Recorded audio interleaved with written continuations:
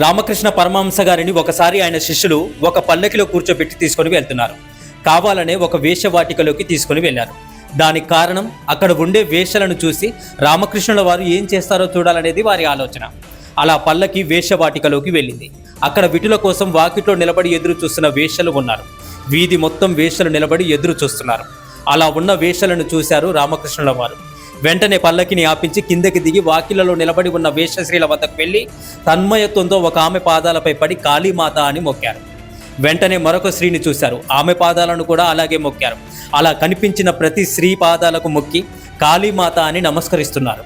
ప్రతి స్త్రీలోనూ ఆయనకు అమ్మవారే కనిపించారు. ఆ స్త్రీ ఎవరైనా సరే ఆయనకు అమ్మవారే. ప్రతి దాంట్లో కూడా మంచిని అలాగే అమ్మను చూసే గుణం ఉంది కాబట్టే ఆయనని పరమహంస అని అన్నారు. అలాంటి రామకృష్ణ పరమహంస గారు ఒక మాట అన్నారు. పాపం అనే పెద్ద దూది పర్వతాన్ని దహించడానికి భగవన్నామం అనే చిన్న నిపురవ్వ ఉంటే చాలు అని. అంటే భగవంతుని నామం పాపాల పట్ల అగ్ని వంటిది.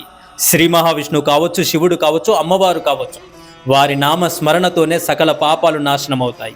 లెక్కలేనన్ని పాపాలు చేసి చివరి దశలో యమదూతలను చూసి భయంతో తన కొడుకును నారాయణ అని పిలిచి మోక్షాన్ని పొందిన అజామిలుని కథ మీ అందరికీ తెలిసే ఉంటుంది. ఓం నమ శివాయ. హర హర మహాదేవ శంభో శంకర. మీకు ఈ వీడియో నచ్చితే ఓం నమో నారాయణాయ అని కమెంట్ చేయండి.